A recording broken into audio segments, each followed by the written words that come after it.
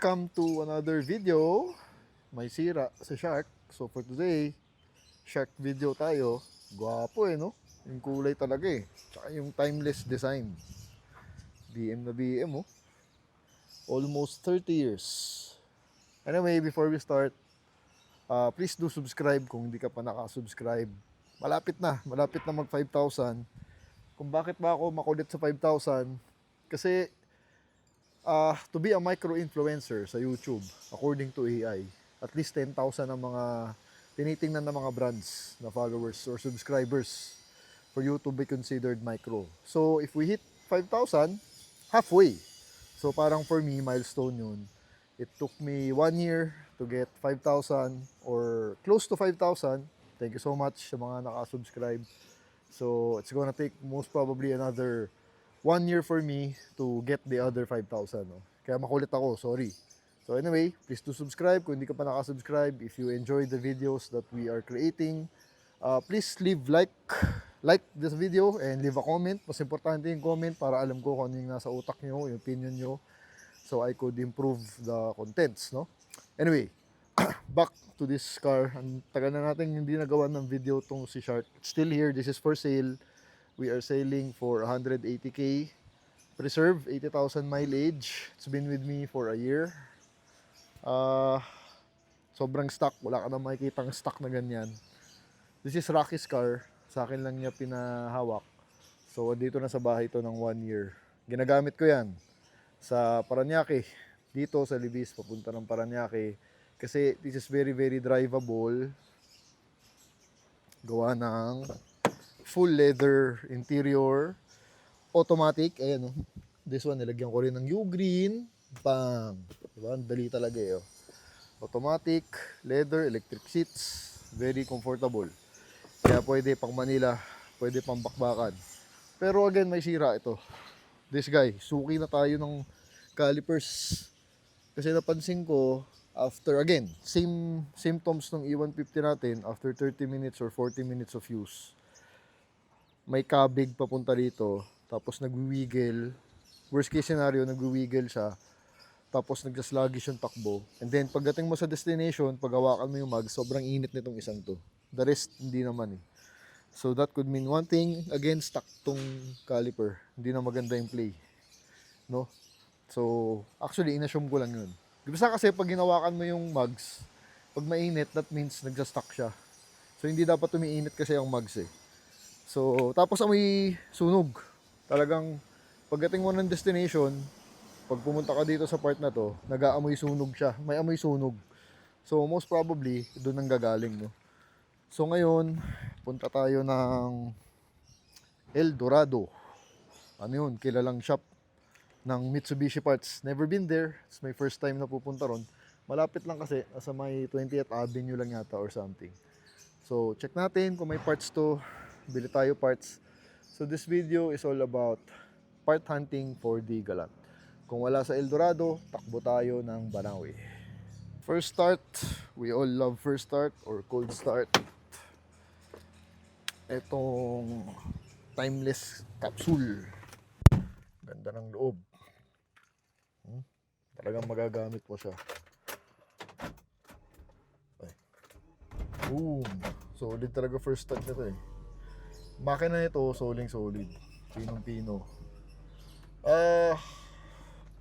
Mga plano natin for this car, kahit hindi sa atin naman, since ginagamit ko siya, so technically parang I own the car. 1 year na nga nandito no?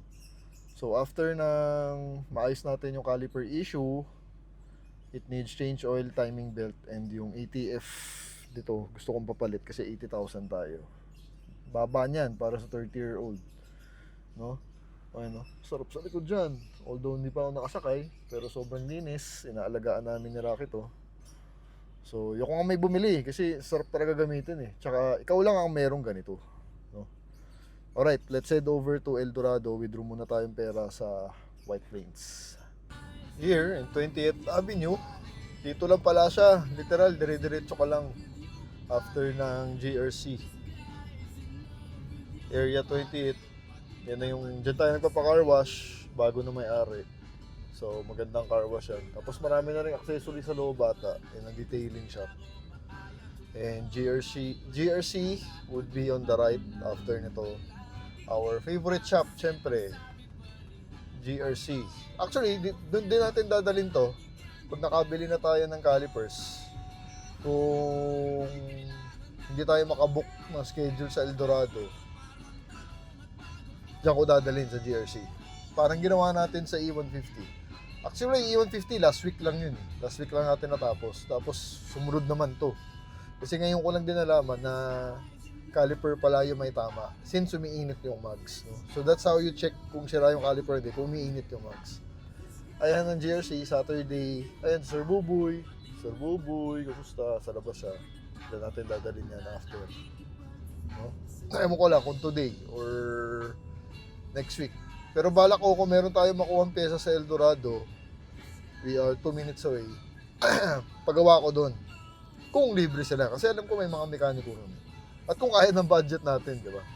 So, di ko rin alam magkano yung pesa. I'm thinking nasa 5,000 pesos yun at least. So, alright, ito. Malapit na. Lapit na. Sana may parking man lang, no? Minsan yung mahirap eh. Yung parking talaga. Kaya sa Banawi, pahirapan. Talagang double park sa kalsada. So, dito na ata. Kailan ako nakapunta dito sa side ng 20th Avenue, yung dulo. Ganda naman pala, maluwag. So, it should be on the right side. Tingnan natin. El Dorado, near Escalades East Tower. Teka, ayan, may mga nakapark na eh. Malamang andito lang yan. Banda, maliit na shop lang siya. So, ayun. Nakita ko na nga sa dulo, pero di ko alam saan ang parking niya. Ayun siya, El Dorado. Pwede ba dyan? Freak. Ang parking doon. Sa harap ang parking. Kaya lang maraming gumagawa. Ayan, El Dorado. Hanap ko lang parking. Okay, nakapark tayo. Pero sa tapat, the other street, hassle, walang parking. Yun lang, no? So, maganda may kasama kayo kung pupunta. Nakapark tayo dito sa harap. So, tinang ko lang yung papel. Siyempre, kailangan nila ng chassis number dyan. Then, let's see the part. Dorado, Tawid, 70 years. Alright. Here is El Dorado, 70 years in the business. Pwedeng credit card. So, madali buhay natin. Ang sentensya, rebuild kit na original. Wala na raw tayong caliper. Kung meron man daw, sobrang mahal.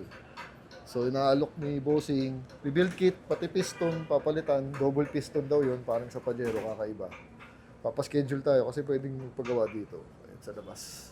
Punong-puno sila. Sabi ko, gawin natin mamayang hapon. Papaschedule na sa mga mekaniko. Balikan natin mamayang hapon. Sakto yun. Kasi lunch muna tayo, tapos balik. Tapos pwede pang credit card. Mas madali ang buhay natin lahat. Maganda sa kanila, may diagram, may booklet. So, nakikita nila yung part by part. So, naihimay. So, may guide sila. Yan ang maganda. So, tama yung part. Right. Ayan o. Diyan lang sila gumagawa sa tapat. By schedule. So, mamaya kwento ko sa inyo.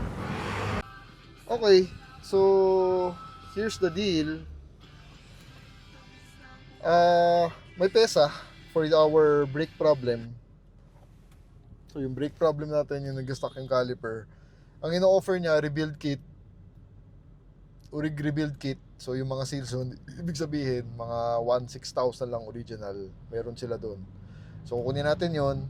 Tapos, we might need new piston, sabi niya. Kasi ito raw, parang Pajero yung piston nito, dalawa. Kabisado, si Boss Ferdy ang nag-asikaso sa atin. I'll put his number here. Yan.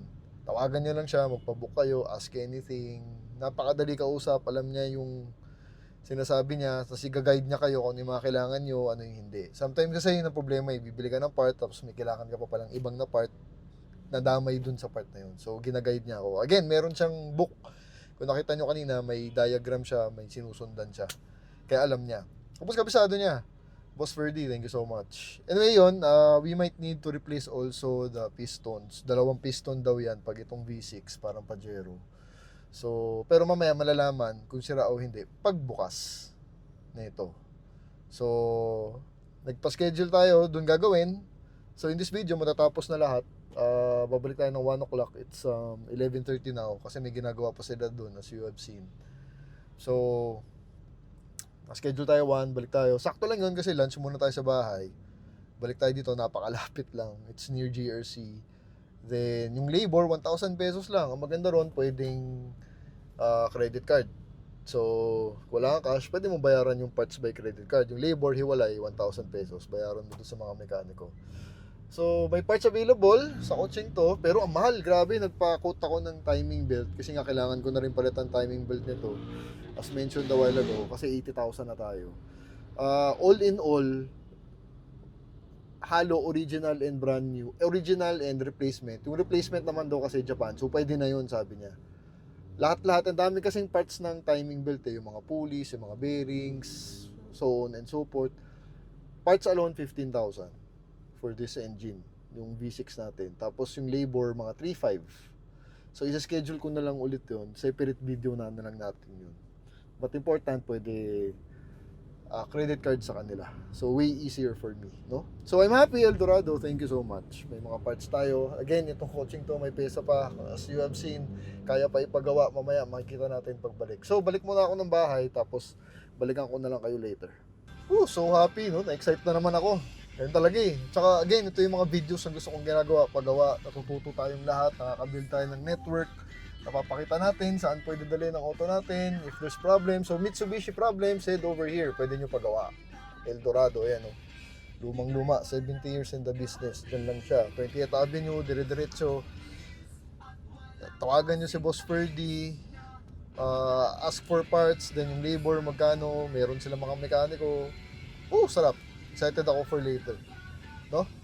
At yan ang gusto ko dito sa channel natin, more shops na saan tayo pwede pumunta if we need help. And I think ito matutulungan tayo. So tingnan natin mamaya kung anong mangyayari sa brakes nito. Kasi may issue. So next, yung timing belt, mahal pala. Hindi ko kalaing ganun na abutin. Pero wala, makina yan eh. No? 80,000 eh. So, see you later. Ito, sarap talaga i-drive ng coaching to eh. Pag kailangan mo ng power, parang ganyan, ang bagal. Ayan, kayang-kaya oh. Grabe, no? Kaya, sobrang love ko tong coaching to. Sabi ko nga, ayoko may tumingin eh. Ang dami nang tumingin actually. Kaso hindi lang magkasundo sa presyo talaga. We will stick with the price kasi this is a preserve unit. As you have seen, inaalagaan natin to. At ikaw na lang ang meron sa daan. Yun ang pinaka-importante sa akin. At you're able to maintain it. Tapos it gets you to your destination comfortably. And being the full leather, automatic and everything. Siyempre, wag mo i-daily. Kasi pag i-daily mo to, medyo ramdam mo yung gas. Dahil V6 to. Tsaka lumang kotse to. 30-year-old car to. No? Ayan, no? So, ginagamit natin to once a week. Papuntang office. EDSA. Nata-traffic ako sa EDSA with this car, no? So kaya confident ako. Ang ayoko lang dito, natitigasan talaga ako sa steering niya. Parang it's heavy, it's matigas, it's not light, no, compare sa mga ibang kotse. Parang hindi lang swabe yung liko niya. Yun lang. Pero other than that, everything else is superb. Lalo na yung under chassis. Yan, no? So we made it sa bahay, saktong 12. Hawakan mo, hindi mainit. Ito, yun, mainit talaga siya, yo. Kakaiba init, mas mainit talaga ang layo. Tapos, ayan, naamoy mo sunog. Tapos dito, yan, wala. Ibang init talaga dun. So, nag-stock up yan.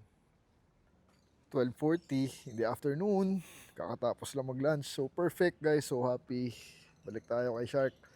So, balik tayo sa Eldorado at let's get the job done. Brake caliper repair. Kasi, rebuild kit lang with the U-Green pack. Start ulit tayo. Yan. So, saya, no? Na-excite na naman ako. Talaga naman. Suking-suki na tayo ng mga brake. Yung E150 ginawa natin last week. This week ito naman si Shark nagpalambing. So pero sulit naman yan kasi ginagamit ko nga to. Pag nagawa naman yun, the car won't feel sluggish anymore after 30 minutes of use. Lalo na pag nasa highway ka, Yun, medyo nanginginig nga minsan yung makina eh. So, tignan natin anong itsura ng pyesa. At mabilis lang naman siguro gawin yun, mga 1 hour. Dahil break lang naman doon, no? Alright. Yan, Eldorado, binabanata na ang shark natin. So, ito baka malamang nagsa-stack up or sumasayad na dahil nag-aamoy sunog. At mainit yung mugs pag matagal mong hawakan. So, ginagawa na nila. Rebuild kit muna, tapos titingnan kung kung papalitan na rin yung piston. Ganyan din yung caliper ng Pajero. Pareha. Double piston yan. Double piston. Yan si Boss Ferdy. Kung kailangan nyo ng pyesa, schedule. Message nyo lang. Kanto. 70 years in the business. Ano pala sila noon? Chrysler. Tapos naging Mitsubishi. Meron pala troubleshooting. Yeah. Bomba-bomba. Bomba! Bomba! Obya! Obya! Sarap. Nasi-servisan. Next on the job would be the timing belt. Dahil 80,000. Medyo madugo. 15,000 in parts and 3,000 for the labor. Daming papalitan. So bubuksan. Sasabay ko na rin siguro yung change oil. No? So dito natin ipapaschedule kay Boss Ferdy. Eldorado. Ayan, tawag yun lang sa kanya. Schedule. Karang ng parts. Para makabomba kayo. Makatira kayo. Sa'yo, excite ako ah. Bilis lang. 1:30 pa lang oh. Nabaklas na yung piston, dalawa. Lilinisin muna nila, pero titingnan kung papalitan na yung piston. Okay lang naman sa akin. Mas gusto ko nga yun actually para bago. Pero confirm, sira na talaga. Hindi na masyado nagagano, no? Nag-stack up. Yan, yung mga goma. 30 years, oh. 30 years yun. So dito, brake rebuilding ginawa natin. Sa 4D150, palit. Mas madali, salpak. Ito, yan. Pag i-rebuild, babaklasin ng ganyan. Mas mura yan, na option. Medyo lumalaban yung goma. Ayaw magpaalis. Taste nakatira dyan eh. Nahirapan si kuya. Suspension ng Shark. Titignan nyo, multi-link din, no? May upper arm, may lower arm. Hindi rin simple, kaya maganda ang ride eh.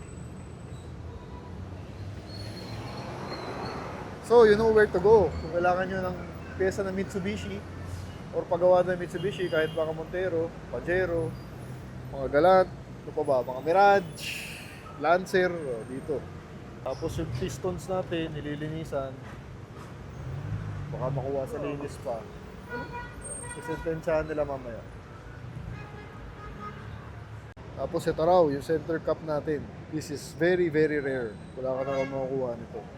Sabi ni Boss Ferdy. 30 years. Grabe lang yung kalawang. Kalawang. Piston. Laki, no? Laki ng piston. Dalawa. Oh, yung brake pads pala. Nakalimutan ko. Kailangan namin palitan to. 30% na lang siya. So patay ko sa ano. Pares naman na yun. So papalitan na rin namin yung brake pads. Dahil, yun nga. Pag nasisira yung caliper, talagang most likely, hindi pantay na yung kain yan. Papalitan nyo sabay na yan. Kasabay. Eh habang nakabukas na. Para sulit na sulit. So brake pads replacement. Pero Japan. Japan siya. Mura lang oh. 1,000? 1,000. Pares na. Pares na. Ayun oh. Ito na yung kinukuha nila pag replacement dito sa Eldorado, Japan. Hindi maingay. Hindi umiingay sabi mo. Ito. Subok-subukan nila. So sarap. Mahal nga 5,000. Tayo na. Grabe urig. Pero meron wala. Kukunin pa. So meron naman pala ang option kung gusto niyo urig. Kukunin pa sa planta. 5 days. Hindi, okay na yan. Hindi ko naman ginagamit masyado. Once a week lang. Kung mga ganun lang naman, hindi naman araw-araw talaga. Sabi naman nila, subok na naman to, no? Kishimoto. At Montero, gumagamit. Galing Eldorado eh.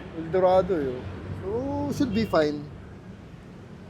Ayan. Yun ang maganda rito. Wala ka mga part bigla. Meron sila, kakabit, salpak. Uwi ka na. So yung dati, Ito yung bago. Layo na. Layo na ng kahit. Manipis na nga. 30%. Back in the calipers. Liha-liha. Tapos, ano yung mga gomang natanggal, yun yung papalitan. All the way back to her. So, buhay kotse, no? Eldorado, thank you. Boss Ferdy, thank you. And the team, ginagawa yung galant. Thank you so much. Here is the, ano ba tawag dito? Brake caliper kick, passenger side, one side. Original. Ayun, Japan po. Wala pang 2,000. Ang sarap, murang-mura. So, ilalagay yan dyan. Thank you. Yun yung ibabalik nila dun sa caliper natin. So, on this side, may nakitang problema sa caliper. Caliper bolt yata ang tawag. So, tinicheck kung may pesa sa loob. Yan talaga. Pagka yung mga mekaniko nandiyan sa kotse nyo, tendency, lalo na kung luma, may makikitang mga mali. Pero maganda makita, para maayos na, diba? Yan naman kasi hindi mo makikita, hindi mo malalamang sira yan. Kasi nakatago. Diba? Ayan, sige. Sa ilalim. Putol? Loose thread. Loose thread. So, ano epekto nun? Pag nagtatanggal sir, yan ang epekto nun. Hindi na matatanggal na hanggang sa manuscript na masira. Nagda-stock? Grabe. Last, ito, malaki pala. Malaking bolt. Last piece. Para sa galan talaga. So last piece daw para dito talaga meron. Galing, buti meron. Oh. Last production. May tawad pa. Boss Ferdy. Oh, message si Boss Ferdy kung kailangan niyo ng pesa na Mitsubishi. Tsaka scheduling with the mechanic. Here in El Dorado. Kalye style. Yan ang maganda sa Pilipinas. Kalye style, no? Time check. 2 o'clock. Second caliper, yung bolt. Inaayos na. Yun, yung makulit na bolt. Yun ang mahirap. Ayaw magpaalis. So, dipukpok. Ayan. Yung mga stock up na bolts. Mahirap alisin. Time check, 2 o'clock. Tansya ko mga baka isang oras pa to. Kasi lumalaban yung isang bolt. Tapos ibabalik pa yung rebuild kit dun sa caliper. So, style is ganyan. Nantay ka dito. Ganun talaga. No? Naalis na yung bolt. Sabi ni Bossing. Nagalaw na pala siya noon. Maling bolt yung nalagay pabalik. Kaya ganyan. So ngayon, itatama niya na ulit. Ibaback to original na. Using the original part. Tapos yan. Pag kabisado mo nga yung kotse, ito mga mekaniko natin dito, kabisado mga Mitsubishi. Alam nila. Yun ang maganda. Sa mga shop na mga ganito, kabisado nilang brand. No? Lalo na tong coaching to. Kasi nga wala na dito ngayon. While it's there, siya pala inaayos na yung isang caliper natin. Binabalik niya na pabalik yung mga goma na yan. Pabalik dun sa isa. So, hitting 2 birds with 1 stone. Buti, para mas mabilis. Saka again, ang ganda ng timing natin. Tayo lang inaasikaso ngayon 1 PM. Ambush na punta. Dito, pinlano ko ahead. Kita nyo naman, pagising ko, dumiretso ko dito, bahala na. So, buti, nakapagpa-schedule, no? Agahan nyo lang. Kung ang tire done, balik na yung tire, naayos na yung bolt, nakabit na yung brake pads dyan sa side na yan. So, 1 side to go. It's only, yan, 210. Ang bilis, ang sarap. So, ito yung medyo madugo. Pabalik na mga goma dun sa housing. Ayan, nakita ko na, nakabalik na yung dalawa. So, dapat lapat na lapat yan. So, the pistons are still good. Sabi ni boss, huwag na raw bumili. Okay na raw yun, nalinisan. So, ayan na. Mga goma pabalik para sumabi ulit yung play ng pistons natin. Those gigantic pistons. May special fluid pa kasama yung kit, no? Orange siya. Para sa piston. It comes with a kit. Final touches. that rear hubcap or central cap. Pabalik na yung piston. One piston in, so one to go. Goma-goma. And just like that, pabalik na, reassembling everything. 220 pa lang, oh. Bilis, 1 hour lang. Nandito tayo, 1 o'clock. 2:20. Patapos na sila, pabalik na. Thank you once again, El Dorado. And for the team. Ang bilis. Kabisado nga nila, mga Mitsubishi. So, probably from this point on, more videos to come with this shop pagdating sa Mitsubishi. So, order for Dagupan. Si-ship out. Upuan na yung mechanism, Montero. Stock up siguro yung ganyan. Meron pala dito, Montero parts. Yan, daming Montero sa Pilipinas. Pati mga bintana, meron kayo ganyan? As per order. By order. Oo. Non-stocking parts yun. Non-stocking parts yung tawag. Mga 4 days lang naman yan pag in-order. Darating 5 to 7 days. 5 to 7. Pero Laguna rin yung planta, di ba? Oo, dun din. Isa lang naman yan. Okay, nabayaran na natin yung damage. Thank you, Boss Ferdy. Thank you sa team. Yeah, pagpunta, upload na lang natin to. So, if you need parts, Mitsubishi, kahit ano Mitsubishi yan, El Dorado. Dito lang, sa may 20th Avenue. 70 years no? 70. Grabing 70 years. Di pa ako buhay nun. Lolo. Chrysler noong una, no? Sabi nyo? Chrysler noong una, tapos naging Mitsubishi. Ayun. Boss, salamat. Salamat din po. Pa-schedule lang natin yung timing belt. Yep. Thank you. Thank you, thank you. Siyempre, brake job tayo. Magbi-bleeding sila. Bomba. Bomba, boys. Nag-extra tayo ng brake fluid original. Siyempre, galing sa kanila. 300. Tapos kailangan nila i-bleed yung system. Alright, brand new brakes. Brand new brake pad sa harap. Brand new rebuilding kit for this side. So, hindi na siya siguro sluggish feel, no? Tsaka hindi na amoy usok. Doon ako nabibisit actually, amoy usok. Naamoy ko talaga. Tapos yung sluggish feel ng kotse pag mainit na, lalo na pag sa highway, yan yung cause na. Lakas. Perfect! Ooh, lakas. Ganda ng pasok. Finished product. Ayan. Suabe. Last bleed. Driver side. Original to. Perfect! Bomba! 240. Tapos na. Dapating tayo mga 110. Yun lang, bilis. Happy, so happy. So hopefully nagawa na yung na-address na yung issue nito. So, recap. Ginastos natin for the parts mga 3,900. Rebuilding kit, yung malaking tornilyo, yung replacement na brake pads from Japan. Yan, almost 4,000. Labor, 1,500. Pero syempre, nagdagdag tayo kay kuya para maalala niya tayo, para unahin niya tayo next time. So, yan, yun ang ginastos natin for today. So, sana na-solve ko na yung issue nito, yung sluggish run, tsaka yung amoy sunog pagka mainit na siya, pag matagal mo nang gamit yung auto. And pag tumatakbo, nanginginig minsan, siguro yun na yun, kumakapit na yung caliper dun sa side na yun, no? So,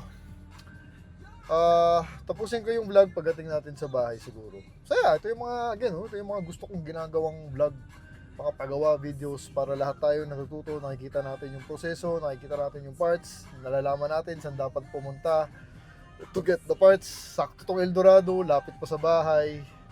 So happy. Sarap talaga nung pag-swabbing-swabe. Pagpunta mo, nakakuha ka ng parts, tapos biglang magagawa. Hindi ko nga ina-expect magagawa yung kotse ngayong araw eh.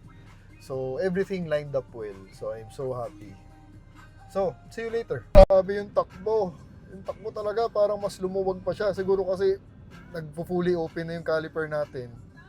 So the car is breathing more freely. Siguro in a way. Kasi nga hindi na stock up yung passenger side na caliper natin. Lalong lumakas. Grabe ito. Teka, tinan nyo ah. Isang pool na konti lang naman. Kasi pa C5 na tayo. Doon na tayo sa Aurora dumaan. Dire-diretso. Ayan o. Woo! Solid. Ito, grabe oh.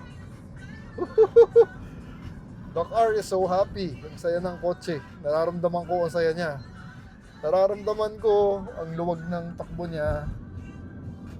Grabe, ito yung gusto niyan eh. Pag mga ganyan daan, yan ang gusto niya. Sobrang solid. Ang laking bagay, ang laking difference, no? So, if you have the same symptoms, no, sa kotse nyo, hawakan nyo lang yung mags. Kung mainit yung mags, most likely, nagsa-stack up ang caliper nyo. It's that simple. At kung may naamoy kayong sunog. So, let's head back home. Tapusin ko na yung vlog doon. Right, back at home. Isang ikot lang dito sa Shark. Beautiful Shark. I'm so happy. Ang saya rin ng kotse. Ang ganda ng takbo, lalong lumuwag, lalong lumakas. No? Hawak check. Uy, wala na. Hindi na mainit. Hindi na rin amoy sunog. Okay, mukhang naayos nga natin. Sa halagang 4,000 pesos. Well, mga 5,000. Kasama yung labor to. So, that's the vlog for you. Hello from the Shark. I really love this car. It's for sale. Kung gusto nyo, hit me up. Here's my messenger. Or kung gusto nyo, diretso na kayo kay Rocky. Ito yung messenger ni Rocky. 180,000, 1999, 80,000 kilometers. All stock. Virgin na virgin. So, kita nyo naman, di ba? Ito, magagamit nyo talaga comfortably. Sa susunod na may-ari, sana huwag mong galawin. Keep it this way. Dahil iilan na lang ang may stock condition na Shark Galant, no? So, thank you for watching. Two different levels, I cannot relate.